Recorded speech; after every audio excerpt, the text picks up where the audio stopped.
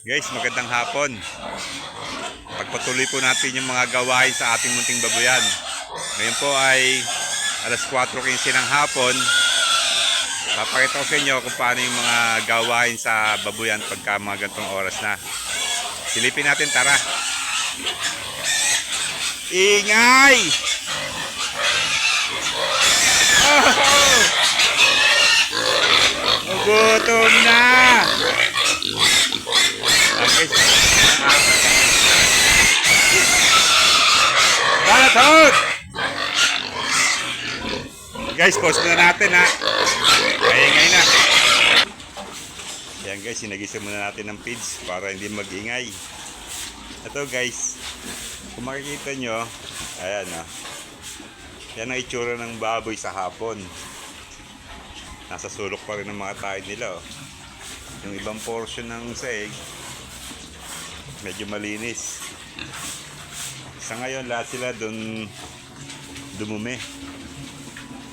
May mga pagkakataon na kalat-kalat din talagang tae. Ito yung swimming pool nila. Ayan, kulay brown na rin ng tubig. Ayan, tahimik sila oh. Against the light na, palubog ang araw kaya pangit ang kuha ng camera.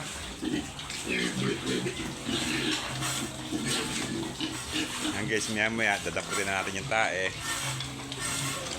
habang kumakain sila. Yan ang kaganda ng dinadampot sa tanghali ang dumi. Napapanatili ang malinis pa rin ang katawan ng baboy. Kagaya niyan, mga puting-puti pa sila eh.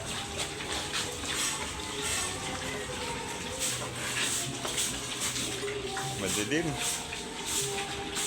Against the light.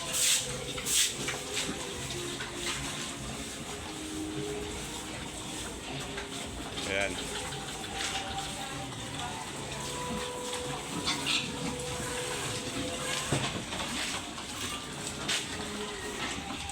Ayan guys, hinahanapan ko ng magandang pwesto yung cellphone eh. Madilim ang kuha kasi yung palubog ang araw, tapos yung mga balot ng lona sigurang umaharang sa liwanag.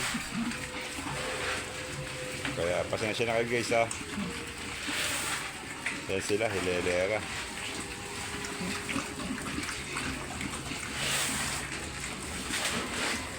Ayan. Ay, si Bancho ito nasa dulo. Kailan na to? Hindi ko nga nabilang kanina eh. Siguro mamaya mo natangalan. Pagka naubos. Dalawang takal ka kanina. Hindi lang. Dalawa na. Isa, 5 na yun, 5. Ano? Mamaya 5 pa. Lagyan mo ng 5 pa. Ikaw na? Ayan guys, dadamputin natin yung tayo. Papakita ko sa inyo kung paano yung ginagawa namin sa dumi ng baboy. Kasi yan dinadakot namin. Tapos pinatutuyo namin doon sa initan. Yan, mga 3-4 na araw na magandang sikat ng araw, yung init. Natutuyo agad ang tae, nawawala na yung amoy. Kalaunan, ginagawa ko pataba yun sa mga tanim kong halaman. Na sitaw, talong, okra, palaya. Yun ang ginagawa kong pataba, kaya magaganda yung bunga ng mga gulay namin dito.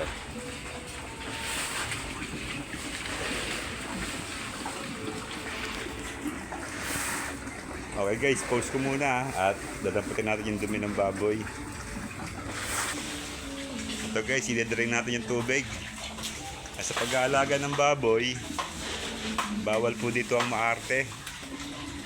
Hindi pwede ang maarte dito. Kasi syempre, baboy nga eh. Joke lang. Basta maglilinis din agad ng kamay. Pero dapat may gloves tayo pagtanggal ng Pero malinis naman ang tubig pa. Hindi naman nataihan to. Naglawlaw lang.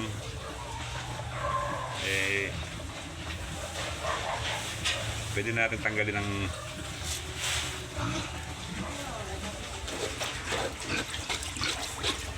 ayan guys, tinanggal lang natin. Hindi naman siya masyadong mabaho eh. Magugas lang agad ng kamay.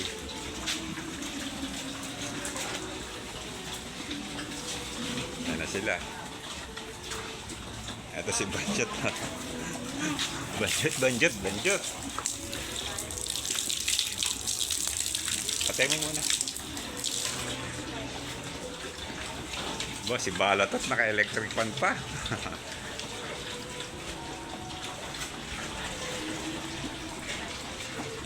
Yung tayo, habang kumakain sila. Para hindi tayo dinusumog.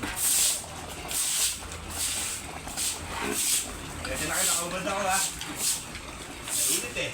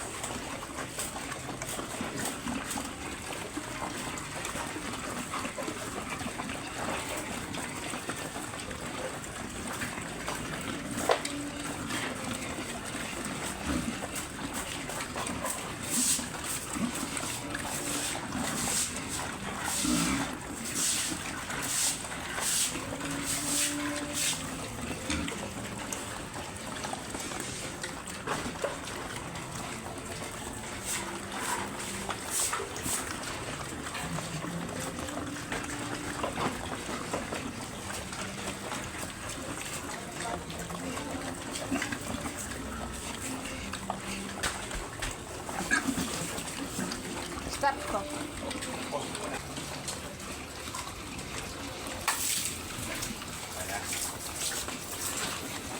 Sabi kumakain sila, yung natin ganito ito para pagkakot sila kumain, pwede na ulit sila maglaro na ito.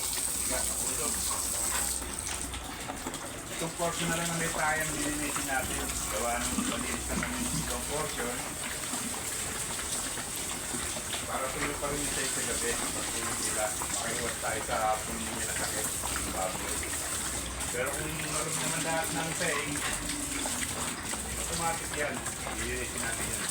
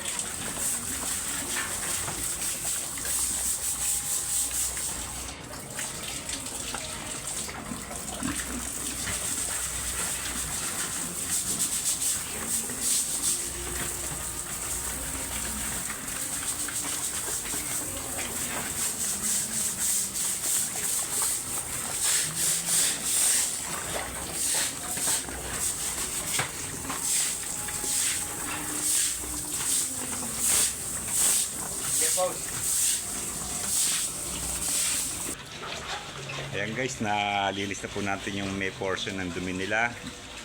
Yung iba naman, malinis naman eh. Kaya hindi na natin babasahin yung sahig. Para pagtulog nila, makaiwas sila sa malamig na simento. Maiwasan natin yung sakit na pulmonya.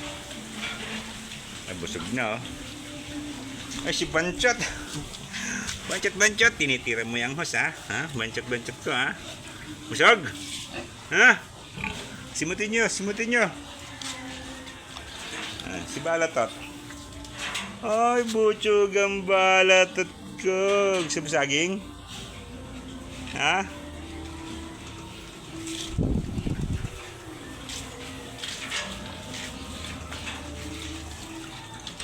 Simutin nyo, mga mugmug. Ayan sila guys, oh.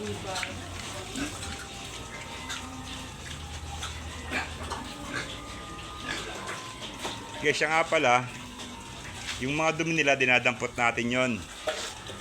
Yan. Tapos, dito ko sila pinapatuyo sa araw. Ayan. Ito guys, tuyo na to eh. Pagka ano, ipa-plastic na, isasako na natin yan. Pataba na to sa araw eh. Ito guys kasi inabot ng ulan, kaya ganyan ang resulta. Pero pag natuyo-tuyo siya, pagsasama-samahin ko na uli yan. Wala na tong amoy. Ayun na yung mga bagong tambak natin, yung pinatutuyo natin na dumi. Ayan. Pagka maganda pa ang panahon at natuyo na sila, pag-iipunin na natin yan, tatabunan na natin ng lupa para hindi sila pinupuntahan ng langaw. Yan, pag sa umaga malangaw sila, ni-spray natin ng diesel yung tae ng baboy. Ganun lang. Tapos ayan, pinahan natin sa mga tanim natin ang palaya, mga sitaw, ayan, talong. Yun nga ang problema ko, yung papaya ko nag-iba, may bunga pa naman, sayang. Kagaya nun oh, nalanta na, may bunga pa naman oh. Nalanta na yung mga dahon, sana makarecover. Yung nakaraan taon, lahat ng dumi nito sinako ko, ipunos ko sa ano, marketplace. May nakabili naman sa akin ng dumi ng baboy, ginawang pataba sa halaman nila. 5 sako yon, naibenta ko. 100 isang sako. 5 binili, dinagdag ko pa yung 2 sako para maubos na rin. Ganun lang guys, kahit pa paano eh kumikita. Maganda naman itong pataba sa ano eh, sa halaman. Pag ano, papalahin ko na yan. Iisang bundok na natin yan para hanggang sa matuyo na sila ng tuluyan. Kagaya nito oh.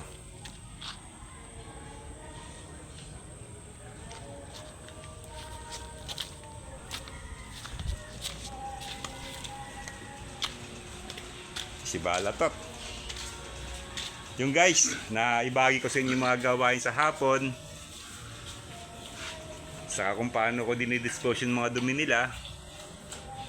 Sa mga susunod na update natin, yung pagbisita natin sa gabi. Kung ano ba mga itsura nila sa gabi. Kung ano yung mga gawain sa gabi. Ay, sa mga nagbabalak magsimulang mag-alaga ng baboy, may idea, meron na kayong idea. Manood lang din kayo sa mga ibang nagbablog. Marami tayong matututunan doon. Share lang tayo ng knowledge, experience.